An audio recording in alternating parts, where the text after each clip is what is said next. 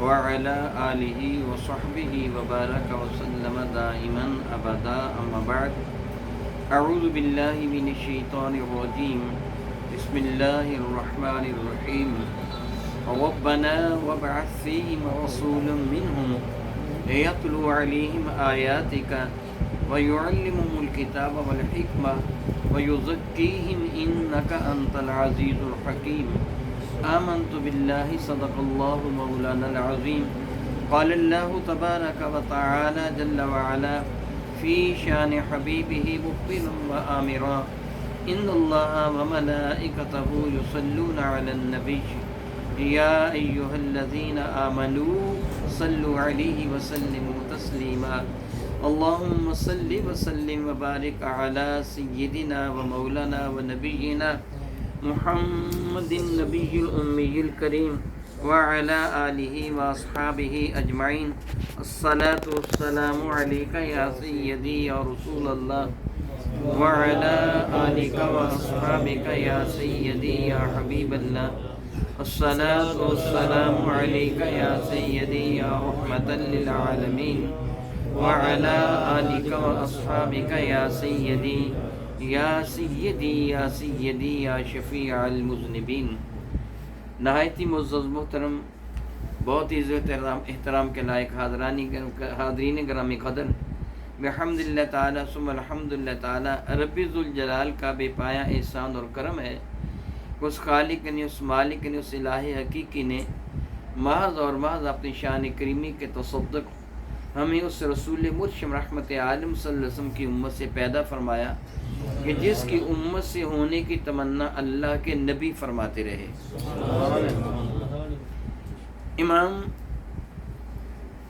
سیوطی رحمۃ اللہ تعالی علیہ نے اپنی مشہور زمانہ کتاب الخصائص کبریٰ فی معجزات خیر الورا میں ایک طویل حدیث مبارکہ نقل فرمائی ہے، جس کا مفہوم یہ بنتا ہے کہ حضرت کعب احبار رضی اللہ تعالیٰ نے ایک یہودی سے پوچھا تھا۔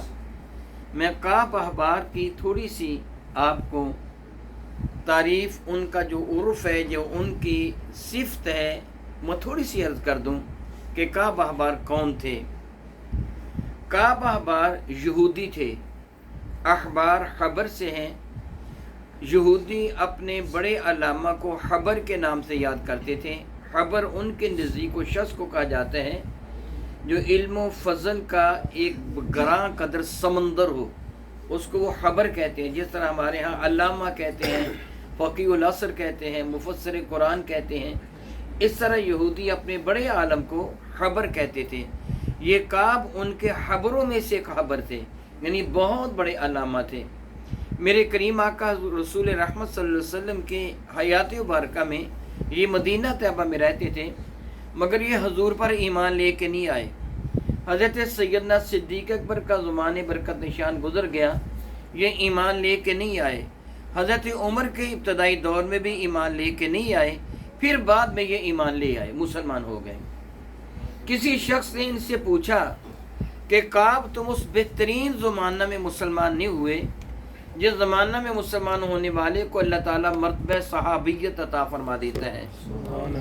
صحابی ہونا ایک بہت بڑی فضیلت ہے، بہت ہی بڑی فضیلت ہے۔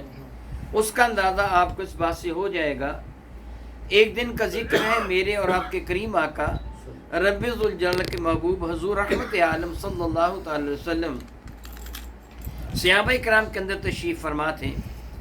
رحمت الہیہ کا دریا جوش میں آیا تو میرے کریم آقا رسول رحمت صلی اللہ علیہ وسلم نے صحابہ سے ارشاد گرامی قدر فرمایا، سنو، جو آدمی محبت کے ساتھ، پیار اور احترام کے ساتھ اپنے ماں باپ کے چہرے کی زیارت کر لے، اپنے ماں باپ کی عزت کرے، چہرے کی زیارت کر لے، اللہ تعالیٰ سے حج مبرور کے برابر ثواب عطا فرما دے۔ سبحان اللہ، سبحان اللہ، سبحان اللہ۔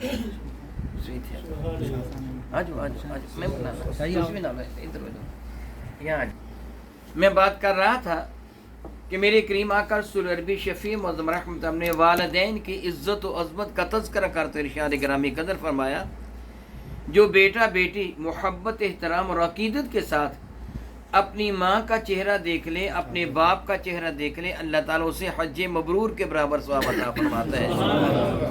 ایک صحابی نے عرض کیا یا رسول اللہ علیہ الصلوۃ والسلام، اگر وہ ایک دن میں 100 مرتبہ دیکھ لے تو، یعنی گھر کا ماحول ہے، والدین کی عزت و احترام اولاد کے دل میں قدرتی طور پر ہوتی ہے، اور والدین کے دل میں اولاد کی محبت فطری طور پر ہوتی ہے۔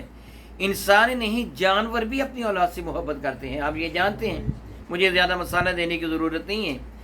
میرے نبی نے اشارے گرامی قدر فرمایا، جب اس آدمی نے سوال کیا یا رسول اللہ اگر 100 مرتبہ دیکھ لے تو، میرے کریم فرمانے گیا اللہ اکبر و اطیب، ارے اللہ کا درجہ اس سے بھی بلند و بالا ہے، 100 کے اگر 1000 مرتبہ دیکھ لے گا تو اللہ تعالیٰ 1000 حجوں کا ثواب عطا فرما دے گا۔ حج مبرور کیا ہے؟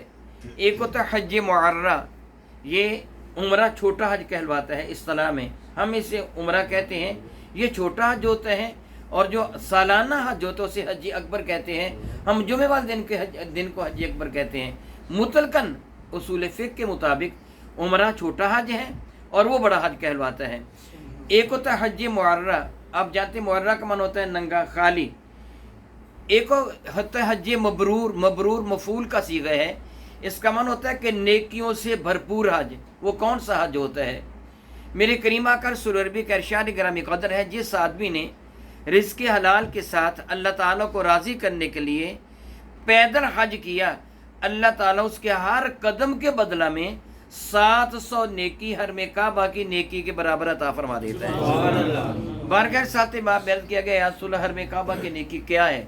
تو میرے نبی فرمانے کے ایک نیکی 1,00,000 نیکی کے برابر ہے۔ جو ہم طواف کرتے ہیں نا یا سعی کرتے ہیں نا، ہر قدم پر کتنی نیکی ملتی ہیں؟ 700۔ کتنی نیکی ملتی ہیں؟ 700، اور ہر نیکی عام جگہ کی نیکی کے مقابلہ میں 1,00,000 گنا زیادہ ہوتی ہے۔ حرم کعبہ میں ایک نماز کا ثواب 1,00,000 کے برابر ہے، ایک نیکی کا ثواب 1,00,000 کی نیکی کے برابر، تو 700 نیکی کتنے لاکھ نیکی کے برابر ہوئی؟ 700 لاکھ، عرف عام میں 7 کروڑ نیکیوں کے برابر، یعنی جتنے قدم اٹھاؤ گے ہر قدم پر 7 کروڑ نیکیاں، ہر قدم پر 7 کروڑ نیکیاں۔ حرم مکہ سے عرفات کا فاصلہ کو 12.5-13 کلومیٹر بن جاتا ہے۔ دیکھیے پیدل بندہ وہاں جائے، پیدل آئے، مینا میں جائے، مزدلفہ میں جائے، رمی جمار کینکرے مارنے کے لیے جائیں، حرم کعبہ طواف زیارہ کے لیے آئے، صحیح کرے، طواف کریں، اتنے قدم اٹھتے ہیں کہ ان کو گنا نہیں جا سکتا، ہر قدم پر 7 کروڑ نیکی، تو مجموعہ کتنا بن جائے گا؟ گنا ہی نہیں جا سکتا۔ یہ ہے حج مبرور۔ یہ کیا ہے؟ تو ماں باپ کا چہرہ دیکھنے والے کو کتنا ثواب ملتا ہے حج مبرور کے برابر۔ ذرا سوچئے، یہاں میرے اللہ نے کہ نبی نے یہ نہیں ارشاد فرمایا تیری ماں عابدہ ہو، زاہدہ ہو، متقیہ ہو، پرہیزگار ہو، وہ صائم النہار ہو، سارا دن روزہ رکھتی ہو، وہ قائم اللیل ہو، ساری رات وہ نماز پڑھتی ہو، تیرا ابا مفتی ہو، فقیہ ہو، پیر صاحب ہو، حضرت صاحب ہو، شیخ الحدیث ہو، نہیں، تیری ماں کتنی بھی گناہ گار کیوں نہ ہو، تیرا ابا کیسا بھی پاپی کیوں نہ ہو، تو محبت سے دیکھ لے، تجھے یہ ثواب مل جائے گا۔ بات مقام اور ہے کہ ماں باپ کا چہرہ دیکھنے والے کو حج مبرور کے برابر ثواب ملتے ہیں، تو جو اللہ کے نبی کا چہرہ دیکھے اس کا درجہ کتنا بلند ہو جائے گا۔ اس لیے صحابی کے مرتبے کو کوئی بھی نہیں پہنچ سکتا، کیونکہ اس نے میرے نبی کا چہرہ دیکھا ہوتا ہے ایمان کی نظروں کے ساتھ۔ تو میرے نبی کے زمانے برکت نشان میں کعب احبار ایمان لے کے نہیں آئے، ان سے کہا گیا کعب احبار تم ایمان اس زمانہ میں کیوں نہیں لے کے آئے جب حضور کا زمانے برکت نشان تھا، تمہارا درجہ بہت بلند ہو جاتا۔ وہ زمانہ بھی بیت گیا، حضرت عمر کا زمانہ بھی گزر گیا، حضرت صدیق اکبر کا زمانہ بھی صدیق اکبر کا زمانہ گزر گیا، حضرت عمر کے بھی کتنے سال گزر گئے زمانے کے، اب تم ایمان لے کے آئے، صحابی تو نہیں بن سکے نا۔ اگر اس زمانہ میں ایمان لے کے آتے تو صحابی بن جاتے، اس وقت اعلیٰ ترین دور میں ایمان کیوں لے کے آئے؟ کعب احبار کہنے لگے جس طرح دوسرے یہودی حضور کے مخالف ہے نا، میں بھی حضور کا مخالف تھا، حضور کا دشمن تھا، اور بدترین دشمنوں میں ایک دشمن تھا، حضور کا نام لینا بھی میں پسند نہیں کرتا تھا، برداشت نہیں کرتا تھا۔ یہودیوں کی یہی حالت ہے، آج بھی مسلمانوں سے اثر رکھتے ہیں۔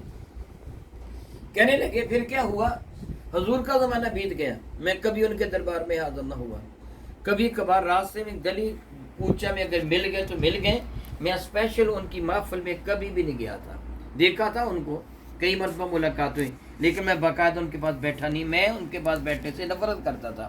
مسلمانوں کے لیے میرے دل میں شدید نفرت تھی۔ وہ زمانہ گزر گیا، حضور دنیا سے چلے گئے، زمانہ ہے حضرت صدیق اکبر کا، میں نے کوئی پرواہ نہ کی، میرے دل میں مسلسل مسلمانوں کے لیے دشمنی تھی، میں ان کا بدترین دشمنوں میں سے ایک تھا۔ میں مسلمانوں کو دیکھ کر مجھے بڑا غصہ آتا تھا، میں چاہتا تھا ان کو میں قتل کر دوں، اتنا غصہ مجھے آتا تھا۔ میں وہ زمانہ بھی گزر گیا، حضرت عمر کا زمانہ آیا، میں بدستور ویسے کا ویسا رہا، میرے اندر حسد بغض خباثت بھری ہوئی تھی۔ پھر حضرت عمر نے اعلان کر دیا کہ مدینہ طیبہ سے سارے یہودی نکل جاؤ، یہودیوں کا مال، یہودیوں کا جو سامان تھا، یہودیوں کی جو جائیداد تھی، یہودیوں کو جو مکانات تھے، مسلمانوں کو حکم دیا کہ جو یہ منہ مانگی قیمت مانگیں وہ قیمت دے کر خرید لو، یہ نہیں کہ ان کو زبردستی نکالو، نہیں، ان کی جائیدادوں کو خرید لو۔ مسلمانوں نے ہماری جائیدادوں کو خرید لیا، میں نے بھی اپنا مکان بیچ دیا، لیکن میں مسلمانوں کا دشمن تھا، دوسرے یہودیوں کے مقابلے میں زیادہ دشمن تھا، میں نے مکان بھی بیچ دیا۔ حضرت عمر نے کہا تھا جو تم لے جانا چاہو وہ بھی لے جاؤ، اتنی کھلی چھٹی دی تھی۔ میں نے اپنے گھر کا سارا سامان بھی اکٹھا کر لیا، بلکہ مکان کی چھت بھی ادھیڑ لی، شیطیر بھی اتار لیے، کڑیاں بالے بھی اتار لیے، میں نے دیوار میں جو کیل وغیرہ لگا تھا نا وہ بھی اکھیڑ لیا۔ میں مسلمانوں کو کوئی بھی شے دے کے نہیں جانا چاہتا تھا، میں مسلمانوں کو اجڑا ہوا گھر دے کے جانا چاہتا تھا۔ اپنے بیوی بچوں کو میں نے تیار کیا، تیار کروانے کے بعد میں نے کہا اونٹوں پر سوار ہو جاؤ، چلیں، سارا سامان بھی لاد لیا گیا، میرے بیوی بچے اونٹوں پر سوار ہو گئے۔ پھر مجھے اچانک ایک بات یاد آئی، یہ بات کیا تھی؟ جب میرے ابا جی مرنے لگے نا، میرے ابا جی نے، یہ بھی خود تورات کے عالم تھے، ان کے ابا جی ان سے بڑے عالم تھے، میرے ابا جی نے مجھے بتایا، میرے کہنے کے کہا بیٹے میں نے تیرے لیے ایک امانت اور بڑی قیمتی شے سنبھال کر اس تاکچے میں، تاکچے کو پنجابی میں آلہ کہتے ہیں، دیوار میں ایک چھوٹا سا رکھا ہوا تاکچہ سا، اس کو آلہ کہتے ہیں نا پنجابی میں نے اس تاکچہ میں تیرے لیے ایک بڑی قیمتی شے رکھی ہے۔ یہ کہہ کے انہوں نے تاکچے کا منہ جو تھا بند کر دیا، پتھروں کے ساتھ اوپر سے مٹی کے لیپ کر دیں، کہنے لگے کہ بیٹے میں تجھے باپ ہونے کی حیثیت سے حکم دیتا ہوں، تو میری نافرمانی نہیں کرے گا، اس تاکچے کو کبھی بھی نہیں کھولے گا۔ ہاں جب تجھے کوئی ایسی مصیبت آ جائے کہ جس کا حال تجھے کہیں بھی نظر نہ آئے، پریشانی انتہا کو پہنچ جائے، پھر اس تاکچے کو کھولنے کی تجھے اجازت ہے، اس سے پہلے تو تاکچہ نہیں کھولے گا۔ کعب بار کہتے میں نے اپنے ابا کے حکم پر عمل کیا، میرے ذہن سے اس تاکچے کا خیال ہی نکل گیا کہ میں نے اس کو کھولنا نہیں ہے، میرے ابا نے کہا تھا نہیں کھولنا ہے، میں نہیں کھولوں گا، وہ یاد بھول گیا۔ لیکن جب کہتے ہیں کہ میں اونٹوں پر اپنی بیوی بچوں کو سوار کر چکا، سارا سامان میں لاد لیا، خود اونٹ پہ بیٹھ کے چلنے ہی والا تھا، مجھے یاد آ گیا تاکچہ ہے۔ میں نے خیال کیا مجھے پتہ نہیں سونا ہے اس میں، چاندی ہے، ہیرے ہیں، جواہرات ہے، میرے ابا نے میرے لیے کیا سنبھال کے رکھا ہوگا۔ کہا تھا بڑی قیمتی شے ہے جو میں نے تیرے لیے سنبھال کے رکھی، بیٹے کھولنا نہیں۔ ہو سکتے میرے ابا جی نے خیال کیا ہوگا کبھی غریبی آ جائے، مصیبت آ جائے، اس کے پاس درم دینار اس زمانے میں چلتے تھے، روپے پیسے، وہ ختم ہو جائیں تو پھر تاکچہ کھول لے گا تو اس کو دولت مل جائے گی۔ میری ابا نے اس لیے تاکچے کو سنبھال کے رکھا ہے۔ میں تو مسلمانوں کو کیل بھی دے کے نہیں جانا چاہتا تھا، تو میں یہ تاکچہ دے کے کیسے چلا جاتا؟ میں نے اپنے بیوی بچوں کو کہا نیچے اترو سارے، کہنے کا خیریت ہے؟ میں نے کہا ہاں میں تاکچے سے جو قیمتی دولت ہے وہ لے کے جاؤں گا، مسلمانوں کو کیوں لے کے جاؤں؟ میں نے گودال اٹھائی اور دیوار کو گرانا شروع کر دیا تاکہ تاکچہ بھی ظاہر ہو گیا۔ میں بڑی احتیاط کے ساتھ ایک ایک اٹھاتا تھا کہ معلوم نہیں اندر کیا ہے، میرے ابا نے سنبھال کے رکھا ہے۔ لیکن جب تاکچہ کھولا نا تو میں حیران رہ گیا کہ چمڑے کے چند ٹکڑے تھے، پرانے چمڑے کے چند ٹکڑے تھے۔ اس زمانہ میں کاغذ ایجاد نہیں ہوا تھا، لوگ جو لکھتے تھے وہ چمڑے پر لکھتے تھے، یا رک جھلی کو کہتے ہیں جس کو ہم چھچڑا کہتے ہیں، باریک چھچڑا اس طرح پھیلا لیا، جس طرح ڈھول کے یا طبلے کے ایک طرف جو لگا ہوتا ہے نا وہ رک ہوتا ہے، اس طرح کی چیزیں وہ سکھا لیتے، ان پر لکھا جاتا تھا، یا پتوں پر لکھتے تھے، یا درختوں کی چھال پر لکھتے تھے، یا چوڑی چوڑی ہڈیوں پہ لکھتے تھے، ان چیزوں پہ لکھا کرتے تھے۔ اور یہ تورات کے درس الورق تھے۔ کہتے کہ میں نے آگے بڑھ کر ایک وہ ٹکڑا اٹھایا پرانا، دیکھا تو یہ میرے ابا کا لکھا ہوا ایک خط تھا، ایک تحریر تھی، جس کے اوپر لکھا، سب سے اوپر جو پڑا تھا میں نے وہ اٹھایا، اس پر لکھا تھا میرے بیٹے کا بہبار ایک نبی تشریف لانے والے ہیں جن کے اسم گرامی محمد ہوگا۔ سبحان اللہ۔ اے کعب میں نے تورات کے چند اوراق جن میں ان کی خصوصیات، ان کے شمائل اور خصائل کا ذکر ہے، یعنی ان کی شکل صورت، ان کی پیشانی کیسی ہوگی، ان کے یہ پپوٹے کیسے ہوں گے، ان کی یہ بھویں کیسی ہوں گی، ان کی آنکھیں کیسی ہوں گی، ان کے خد رخسار کیسے ہوں گے، ان کی زکن ٹھوڑی کیسی ہوگی، ان کی ریش انور کیسی ہوگی، ان کی گردن کیسی ہوگی، ان کے کندھے کیسے ہوں گے، ان کے بازو کے ہاتھوں کی انگلیاں کیسی ہوں گی، وہ سب کچھ لکھا ہوا ہے۔ بیٹے میں نے اوراق کے ورق اوراق سے جدا نہ، تورات کے ورق جو تھے تورات سے جدا کر کے میں نے رکھے ہوئے ہیں۔ میرے بیٹے وہ نبی مکہ وادی تہامہ میں، تہامہ اس کو کہتے تھے، وادی تہامہ میں پیدا ہوں گے اور وہ ہجرت کر کے یثرب میں آئیں گے۔ اے میرے بیٹے اگر میری زندگی میں وہ آ جاتے تو میں ان پر ایمان لے آتا، مگر میری زندگی میں وہ نہیں آئے، اب میں مر رہا ہوں، اگر تیری زندگی میں وہ آ جائیں تو میں باپ ہونے کی حیثیت سے تجھے تاکیداً حکم دیتا ہوں تو ان کے غلاموں میں شامل ہو جانا، تو ان پر ایمان لے آنا۔ یہ تورات کے اوراق میں نے رکھے ہوئے ہیں، ان کو اٹھا کے پڑھ لے، دیکھ وہی نبی ہے یا کوئی اور ہے۔ کعب کہتے میں نے یہ اوپر والا ورق جو تھا نا اس کو ایک طرف رکھا، تورات کا ورق اٹھا کے پڑھنے شروع کر دیا۔ کہتے کعبہ کے رب کی قسم میں وہ تورات کا ورق پڑھتا جاتا تھا، رخ مصطفیٰ میرے سامنے آتا تھا، وہ سب کچھ لکھا تھا جو حضور کی شکل و صورت تھی، جو حضور کا انداز تھا، وہ سب کچھ لکھا ہوا تھا۔ جب میں نے وہ پڑھا تو میں پریشان ہو گیا کہ میں کیا آج تک بنا رہا، میں نے کیا کیا۔ میں نے اسی وقت اپنے بیوی بچوں کو کہا جی بس اب اتر آؤ سارے اونٹوں سے، میں نئے سرے سے پھر گھر تعمیر کروں گا۔ میں حضرت عمر کے دربار میں حاضر ہو کر میں مسلمان ہو گیا۔ یہ تھے کعب احبار رضی اللہ تعالی عنہ۔ کعب احبار نے ایک یہودی کو، علامہ سیوطی نقل فرماتے ہیں یہ ابن عساکر سے حوالہ سے، کہ ایک یہودی کو مخاطب ہو کے فرمایا میں تجھے اس اللہ کی قسم دیتا ہوں جس اللہ تعالی جل وعلا نے حضرت موسیٰ کلیم اللہ کو فرعون پر فتح عطا فرمائی، میں تجھے اس اللہ کی قسم دیتا ہوں جس نے حضرت موسیٰ کلیم اللہ پہ تورات کو نازل کیا، میں تجھے اس اللہ کی قسم دیتا ہوں جس سے بنی اسرائیل پہ من اور سلوہ کو نازل کیا، میں تجھے اس اللہ کی قسم دیتا ہوں کہ جس سے بنی اسرائیل کے لیے دریا کو پھاڑا اور سلامتی کے ساتھ ان کو گزار دیا۔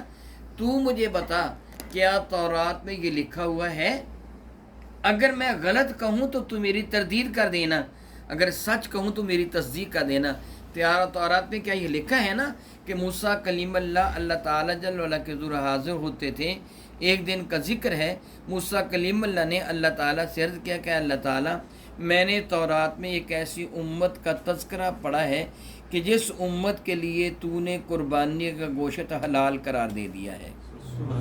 یاد رکھیے پہلی امتوں کے لیے قربانی کا گوشت حلال نہیں تھا، حرام تھا، بلکہ حکم تھا اگر قربانی کے گوشت کا ایک ٹکڑا بھی تم نے کھا لیا قربانی قبول نہیں ہوگی۔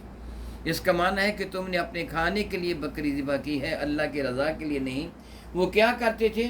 قربانی ابتدا میں ایسے تھا کہ قربانی کے جانور کو پہاڑ پر رکھتے، آسمان سے ایک چمک آتی اس کو اٹھا کے لے جاتی، بجلی آتی، آگ آتی، اور پھر کیا تھا وہ کچھ عرصہ تک ایسے رہا، پھر جنگل بیابان میں پھینک آتے، درندے کھا لیتے، جنگل کے جانور کھاتے، انسان کو وہ گوشت کھانے کی اجازت نہیں تھی۔ رب کریم کے محبوب مکرم شفیع معظم یعنی آپ کو اللہ تعالیٰ نے یہ اجر عطا فرمایا، قربانی ذبح کر کے اس کا گوشت بھی کھا لو پورا ثواب بھی مل جائے گا۔ حضرت موسیٰ کلیم نے کیا مولا تعالیٰ یہ امت میری امت بنا دیں، تو اللہ تعالیٰ فرمایا کہ موسیٰ یہ میرے محبوب کی امت ہے۔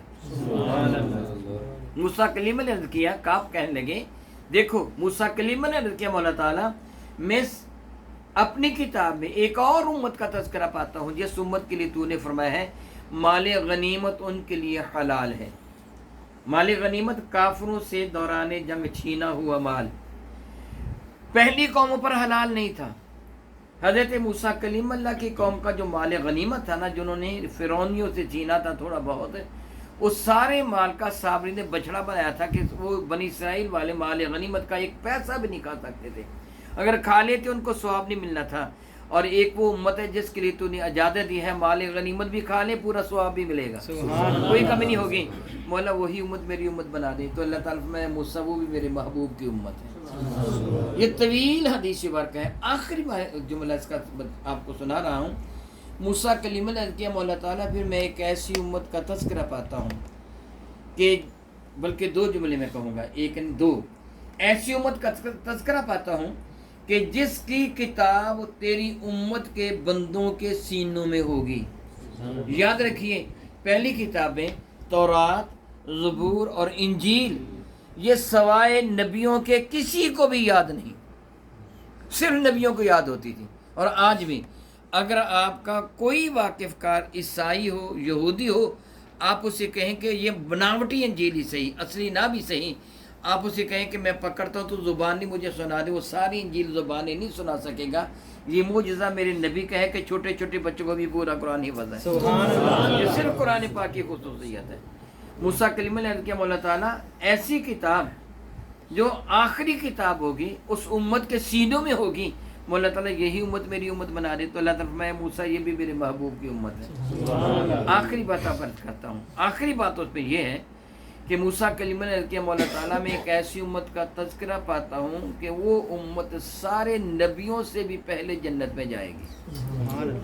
نبی بھی باقی نبی میرے بڑے نبی کریم آقا وہ یعنی جو رسولوں کے سردار ہیں حضور، اور ان کی امت ایک ایسی امت ہے سب سے پہلے وہ امت جنت میں جائے گی، باقی سارے بعد میں جنت میں جائیں گے۔ اب میں حدیث برکہ سناتا ہوں جو جامع ترمذی میں ہے۔ میرے نبی فرماتے ہیں سب سے پہلے میں اپنی قبر انور سے اٹھوں گا، سب سے پہلے تاج شفاعت میرے سر پہ رکھا جائے گا، سب سے پہلے میں جنت کا دروازہ کھٹکھٹاؤں گا، اور رضوان جنت مجھ سے پوچھے گا آپ کون ہیں؟ من انتا، آپ کون ہیں؟ میں کہوں گا انا محمد رسول اللہ، میں محمد مصطفیٰ کریم صلی اللہ علیہ وسلم۔ تو میرے نبی فرماتے پھر وہ کیا کہے گا؟ جنت کا دروازہ کھول دے گا، کہے گا مجھے حکم تھا کہ آپ سے پہلے میں کسی پر جنت کا دروازہ نہ کھولوں۔ میرے نبی فرماتے میرے ساتھ میری امت کے غربا ہوں جو ان کو ساتھ لے کے میں جنت میں جاؤں۔ اس کے بعد باقی سارے نبی جنت میں جائیں گے۔ یہ حدیث بارکہ ہے۔ حضرت موسیٰ کلیم اللہ نے اسی کا ذکر کیا کہ مولا تعالیٰ ایک ایسی امت کا تذکرہ پاتا ہوں جب تک وہ امت جنت میں نہیں جائے گی نا کوئی نبی بھی جنت میں نہیں جا سکے گا۔ اللہ نے فرمایا موسیٰ وہ بھی میرے محبوب کی امت ہے۔ تو موسیٰ کلیم اللہ کی مولا تعالیٰ پھر نبوت رہنے دے، مجھے اس محبوب کا امت ہی بنا دے۔ نعرہ تکبیر، نعرہ رسالت، نعرہ حیدری۔ یعنی بحمد اللہ تعالیٰ آپ وہ امتی ہیں کہ جس امت میں ہونے سے کی تمنا موسیٰ کلیم اللہ جیسے عظیم المرتبہ نبی نے کی۔ سبحان اللہ۔ مرتبہ انہی کا زیادہ ہے، مرتبہ نبیوں کا زیادہ ہے، امتی کا درجہ اتنا زیادہ نہیں ہوتا، لیکن فضیلت آپ کی کتنی ہے کہ موسیٰ کلیم اللہ کے مولا تعالیٰ مجھے بھی اس نبی کو امتی بنا لے۔ تو اللہ تعالیٰ فرمایا خذ ما آتیتک وکن من الشاکرین، اے موسیٰ جو ہم نے آپ کو عطا فرمایا نا، نبوت عطا فرمائی، اتنی فضیلت عطا فرمائی، آپ میرا شکر ادا کریں کہ آپ کو میں نے اپنا نبی بنایا ہے۔ تو آپ کا یہ درجہ، یہ مرتبہ اور یہ مقام ہے۔ اور پھر دیکھیے آپ کے لیے رب کائنات کے ایک اور کرم، ایک اور کرم، ایک اور کرم۔ حضرت سیدنا ابراہیم علیہ السلام کو اللہ تعالیٰ جل وعلا نے حکم دیا، حضرت ابراہیم علیہ السلام کو کہ ابراہیم میرے لیے گھر بنا، میرے لیے سے مراد میری رضا کے لیے، مجھے راضی کرنے کے لیے ایک گھر بنا۔ حضرت ابراہیم علیہ السلام نے اس پر گھر میں کعبہ بنایا۔ میں زیادہ تفصیل میں نہیں جاؤں گا، آپ کا زیادہ وقت نہیں میں لینا چاہتا، مگر میں بتاتا کہ ہر میں کعبہ کتنی مرتبہ بنا ہے، اور سب سے پہلے کس نے بنایا اور اب کس کا بنا ہوا ہے، اور درمیان میں کتنی مرتبہ بنا۔ اللہ نے چاہا تو پھر کبھی صحیح، لیکن اب میں جو بتانا چاہتا ہوں جب ابراہیم علیہ السلام نے بنایا نا تو اللہ تعالیٰ جل وعلا ان کا تذکرہ قرآن مجید فرقہ میں سورہ بقرہ شریفہ میں پہلے پارہ کے آخر میں فرماتے ہیں وَإِذْ يَرْفَعُ إِبْرَاهِيمُ الْقَوَاعِدَ مِنَ الْبَيْتِ وَإِسْمَاعِيلُ، اے میرے محبوب مکرم اس وقت کو ذرا یاد کرو، وَإِذْ يَرْفَعُ جب بلند کر رہے تھے ابراہیم القواعد من البیت و اسماعیل، ابراہیم اور اسماعیل مل کر اس گھر کی بنیاد کو بلند کر رہے تھے، اور ساتھ ساتھ کہہ رہے تھے ربنا تقبل منا انک انت السمیع العلیم، اے ہمارے پالنے والے ہمارے اس عمل کو قبول کر لے، تو بڑا ہی سننے والا ہے، بڑا ہی کریم ہے، تو بڑا ہی علم والا ہے، حکمت والا ہے، انک انت السمیع، سننے والا ہے اور جاننے والا ہے، قبول کر لے۔ ذرا یہ بات काबिल गौर है, ऐसे ही पढ़ के आगे गुजर जाना कमाल नहीं, काबिल गौर है। हज़रत इब्राहीम किसके कहने पर ये घर बना रहे थे? अल्लाह के कहने पर। जो आर्किटेक्ट थे, जो मुहंदिस थे, वो हज़रत जिब्रील अमीन थे। वो बता रहे थे कि हरम काबा की कौन सी दीवार कितनी लंबी करनी है, कितनी ऊंची करनी है। ये जो आर्किटेक्ट थे ये जिब्रील अमीन थे, और आपके साथ जो मजदूरी करने वाले थे वो इस्माइल थे। बनाने वाले इब्राहीम है, अल्लाह के नबी, मजदूरी करने वाले इस्माइल हैं, अल्लाह के नबी, मुआवन जिब्रील अमीन है, हुक्म अल्लाह का है। फिर भी इब्राहीम गुरूर नहीं करे, ये तो कबूल ही है नहीं, बल्कि कह रहे मौला कबूल कर ले। पता चला कि इबादत करके कभी गुरूर ना करें। हम नमाज पढ़ के जी कबूल ही कबूल है, हाजी जी कबूल ही कबूल है जी। हम आदत है ना हमारी, एक हमारी आदत है, कोई किसी से पूछे भाई तेरा नाम क्या है, अलहाज फला फला फला, क्या पूछा था तूने हज किया है कि नहीं? हम बताते हैं अलहाज, हाजी कह के बताते हैं अपना नाम। मैं है तो लतीफ़ ही, किसी आदमी ने किसी से पूछा तुम्हारा नाम क्या है, उससे कहा जी मसला हाजी अल्लाह रखा, तुम्हारा नाम क्या है? कहने मेरा नाम नमाजी फ़तेह-दीन। कभी ऐसे सुना तो नहीं है, हाजी तो सुना, हाजी अल्लाह रखा तो हो गया, नमाजी फ़तेह-दीन क्या? कहने तूने एक हज किया और हाजी हाजी कहलवा लगा, मैं तो रोज़ाना 5 पढ़ता हूँ, फिर नमाजी क्यों ना कहलवा। हज इसलिए नहीं किया जाता कि लोगों को बताने के लिए। देखिए इब्राहीम अलैहिस्सलाम आला तरीन अमल कर रहे हैं, और कबूलियत कितनी थी, कबूलियत कितनी थी। जब इब्राहीम अलैहिस्सलाम थोड़ी बुलंदी तक आए ना हरम काबा को बनाते हुए, तो अब शटरंग की ज़रूरत थी। उस ज़माने में शटरंग नहीं हुआ करती थी, ये जो आप शटरंग इस्तेमाल करते उस ज़माना में नहीं होती थी। उस ज़माना में फिर क्या था, इब्राहीम अलैहिस्सलाम से ज़बीहुल्लाह को फरमाया कि बेटे एक पत्थर लेके आओ, जिसके ऊपर खड़ा होकर मैं ना हरम काबा की दीवार को मज़ीद ऊंचा कर सकूँ। हज़रत इस्माईल अलैहिस्सलाम सामने के पहाड़ जबल अबू क़ुबैस के पहलू में गए ताकि मैं पत्थर उठा के लाऊं, और पत्थर ऐसा चाहिए था कि जिसका जाविया और पैंदा वगैरह दोनों सही होते कि उसको ज़मीन पर टिकाया भी जा सकता, उसके ऊपर खड़ा भी हो जा सकता। अगर नीचे से वो अच्छा ना होता तो खड़ा होना फिर भी मुश्किल था, अगर ऊपर अच्छा ना होता तो फिर भी खड़े होना मुश्किल था। तो आप तलाश कर रहे थे, पत्थर ऐसा को अच्छा मिल नहीं रहा था। इतने में जिब्रील अमीन आए और आके अर्ज़ किया कि हुज़ूर क्या तलाश कर रहे हो? फरमाने के एक पत्थर तलाश कर रहा हूँ कि अब्बा जी कहते पत्थर उठा के लाओ, उसके ऊपर खड़ा होकर मैं हरम काबा को बनाऊंगा।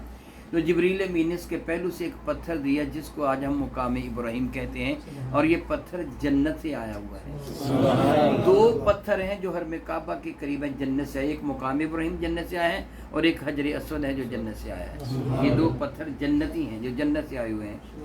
वो हज़रत इब्राहीम अलैहिस्सलाम के पास लेके आ गए, मुकाम इब्राहीम वो पत्थर लेके आ गए। हज़रत इब्राहीम ने बड़ा पसंद फरमाया, बहुत अच्छा पत्थर है, अब ये लड़केगा भी नहीं, इसके ऊपर खड़ा भी हो जा सकेगा। इब्राहीम उसके ऊपर खड़े हो गए। ये जन्नत का पत्थर था ना, और जन्नती नबी से मोहब्बत करता है, क्या बोला, जन्नती नबी से प्यार करता है, नबी का एहतराम करता है, नबी की अकीदत होती है, नबी का प्यार होता है, और वो नबी के कदम चूमना चाहता है। पत्थर ने अपने संगलास सीने को हज़रत इब्राहीम के पाँव के नीचे मोम की तरह बना दिया। आपके पाँव उसके अंदर धंस गए। आज भी आप देखते हैं ना, पाँव धंसे हुए हैं ना इब्राहीम अलैहिस्सलाम के पत्थर के अंदर। और यूँ कहिए कि पत्थर इतना ऊपर आ गया कि आपके कदम मुबारक से ऊपर तक वो पत्थर आ गया। हज़रत इब्राहीम बड़े खुश हुए कि इस पत्थर ने मेरे नंगे पाँव थे ना, कदमों को नुकसान नहीं पहुँचाया बल्कि नरम हो गया है। ये बड़ा प्यारा पत्थर है। आपने वो पत्थर इसमें ज़बीहुल्लाह से लिया, दीवार के ऊपर रख दिया।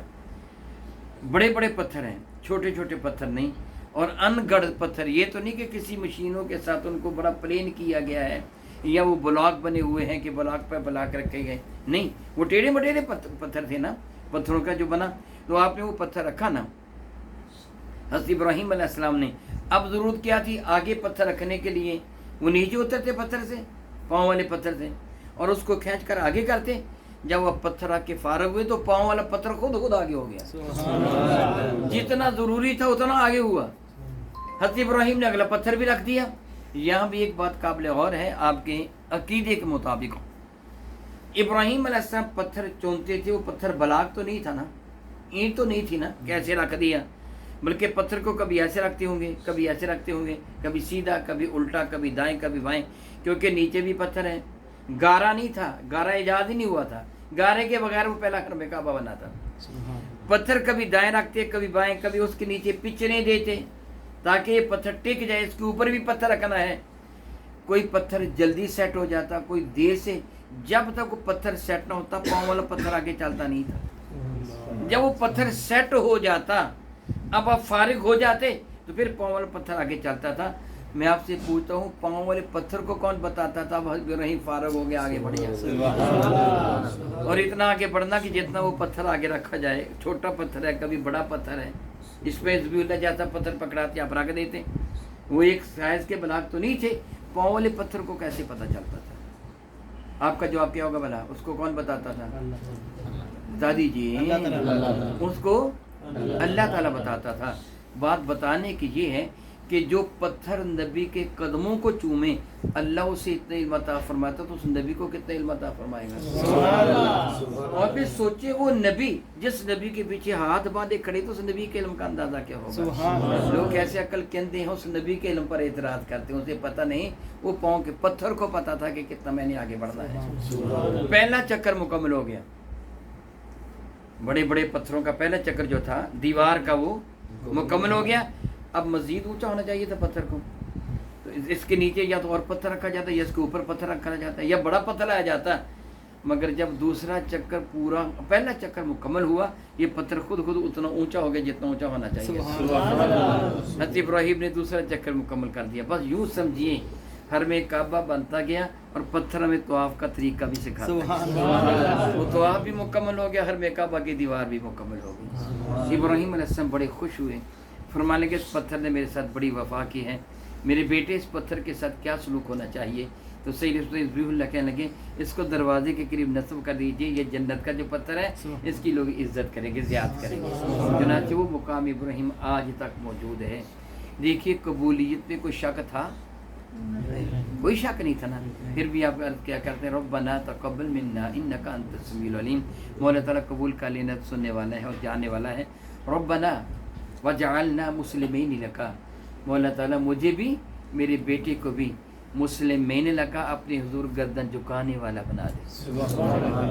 مسلمان کا لفظی معنی ہوتا ہے گردن جھکانے والا, تسلیم کر لینے والا, بات مان لینے والا. اگر ہم نماز نہیں پڑھیں گے تو صحیح معنوں میں مسلمان کہلوائیں گے؟ مسلمان کا معنی کیا ہے؟ نماز پڑھنے والا, گردن جھکانے والا, سر جھکا دینے والا. اگر ہم رب کے حضور سر نہیں جھکائیں گے تو ہم معنی میں مسلمان کہلوانے کے قابل ہے. حضرت ابراہیم نے ہمارا نام یہ مسلمان رکھا.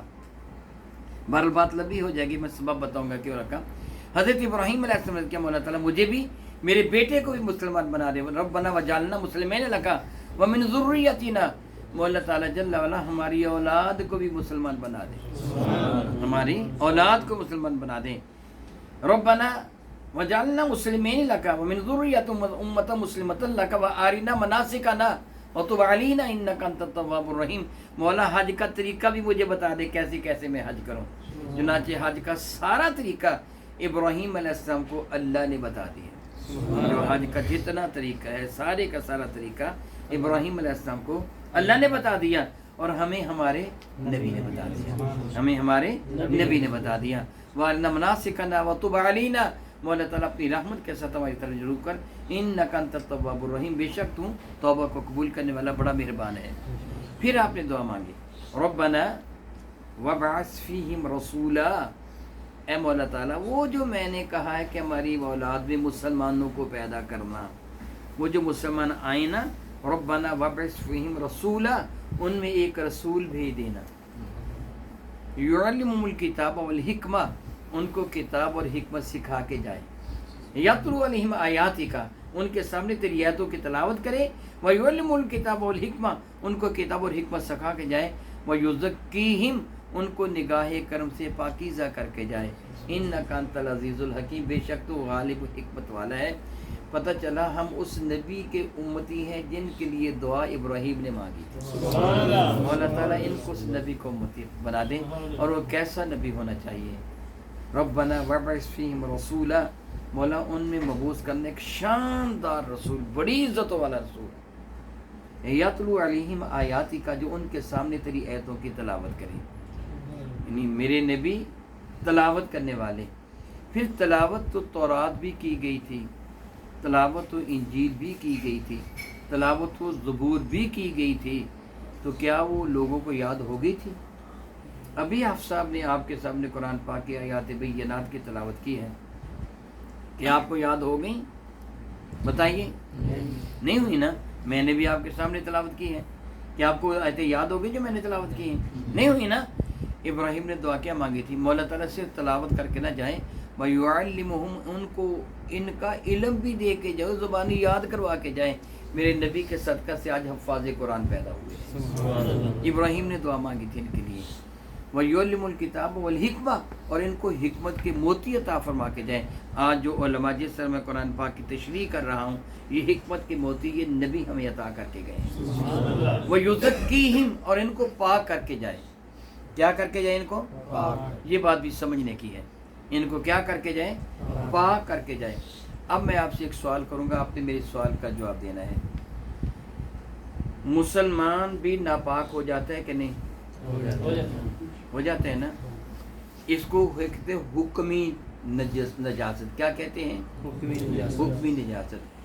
اور اگر یہ مسلمان ناپاک ہو جائے تو اس کے پاک ہونے کا طریقہ کیا ہوتا ہے؟ جی، غسل کر لیں۔ ایک بالٹی پانی سے، ایک پیپے پانی ٹین سے پانی سے 10 لیٹر 15 لیٹر سے یہ غسل کر لے تو پاک ہو جائے گا۔ اگر پانی نہ ملے تو تیمم کر لے پھر بھی پاک ہو جائے گا۔ اچھا، ایک کافر ہو، عیسائی ہو، یہودی ہو، سکھ ہو، ہندو ہو، آپ اس کو پانی سے غسل دے دیں وہ پاک ہو جائے گا؟ نہیں جی، نہیں۔ جدے میں رہتے ہو، اس کو نہر نہ دریا پہ لے جانا، سمندر پہ لے جانا، سمندر پہ جا کے اس کو گوتے دینا، پاک ہو جائے گا؟ سمندر، یار آپ ایک بالٹی پانی سے پاک ہو، وہ سمندر میں بھی پاک نہیں ہوگا؟ جی، سارے سمندر کا پانی اس کے اوپر بہا دو، پاک ہو جائے گا؟ نہیں ہوگا نا؟ دنیا بھر کے سمندروں کا پانی اس کے اوپر بہا دو، پاک ہوگا؟ نہیں ہوگا۔ اگر وہ میرے نبی کا کلمہ پڑھے تو سبحان اللہ، پتہ چلا جس کو دنیا بھر کے سمندروں کا پانی پاک نہیں کر سکتے، میرے نبی کے دامن سے وابستہ ہو جائے اسی وقت پاک ہو جاتا ہے۔ وہ پاکیزگی جو رب کریم نے آپ کو عطا فرمائی، جس کی دعا ابراہیم علیہ السلام نے مانگی تھی، مولا تعالیٰ وہ نبی عطا فرما کے جانا جو ان کو پاکیزہ کر کے رکھ دے، الحمدللہ تعالیٰ۔ اس لیے کوئی عیسائی، کوئی یہودی وہ مسجد میں داخل نہیں ہو سکتا، وہ ناپاک ہے، غسل کر کے بھی داخل نہیں ہو سکتا۔ ایمان والا غسل کر کے داخل ہو جائے گا، غسل نہیں تو تیمم کر کے داخل ہو جائے گا۔ ایمان والا پاک ہے، ہمیں پاکیزگی ملی تو کس کے صدقہ سے؟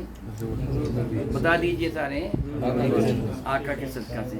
اچھا، میں اب آپ سے ایک سوال کرتا ہوں، آخری بات ہے، سوال کرتا ہوں، آپ نے مجھے بتانا ہے، یہ بلب روشن ہے، کس بات کی دلیل ہے کہ بجلی آ رہی ہے؟ بجلی آ رہی ہے۔ بجلی کا آنا کس بات کی دلیل ہے؟ کہ پاور ہاؤس چل رہا ہے، زندہ ہے۔ پاور ہاؤس ڈیڈ ہو جائے تو بجلی بند ہو جائے گی نا؟ میری بات آپ نے سمجھنی ہے۔ پاور ہاؤس ڈیڈ ہو جائے تو بجلی آ رہی ہے، تو دلیل کیا ہے؟ پاور ہاؤس چل رہا ہے۔ اگر مدینے کا پاور ہاؤس بند ہو جاتا تو ہم سارے بے ایمان ہو جاتے۔ ہمارے ایمان کی دلیل یہ ہے کہ مدینہ کا پاور ہاؤس زندہ ہے اور وہ ہمیں مسلسل پہنچا رہا ہے، ہمارے اندر پاکیزگی ہے۔ یہ ہمارے اندر پاکیزگی تب ہوگی جب مدینے کے پاور ہاؤس کو ہم زندہ مانیں گے، وگرنہ یہ اندر کا بلب بجھ جائے گا، پھر اندھیر ہوگا، اور اندھیر کیا ہے؟ کفر ہے۔ یہ ہمارا ایمان کا سلامت ہونے اس بات کی دلیل ہے، ہمارے نبی زندہ ہیں، ہمارے نبی زندہ ہیں۔ اب آپ دیکھیے ہم پھر کس نبی کے امتی ہیں؟ جس نبی کا امتی ہونے کی تمنا نبیوں نے کی، جس امتی ہونے کا تمنا نبیوں نے۔ یہ میرا بیٹا ہے، MBBS ڈاکٹر ہے، بیٹا ہے میرا، یہ بھی میرے بیٹے ہیں۔ یہ میرا بیٹا، میں اس کی بات کرتا ہوں، سگا بیٹا، اللہ نہ کرے، اللہ نہ کرے، اللہ نہ کرے، بازار میں کھڑا ہو کر ناچنا شروع کر دے، گانے شروع کر دے۔ میری بات کو اپنے سمجھنا ہے، اللہ نہ کرے ایسا وقت آئے تو آپ کیا کہیں گے؟ تجھے حیا نہیں آتا کہ اس کا بیٹا ہے؟ کہیں گے کہ نہیں کہیں گے؟ کہیں گے نا۔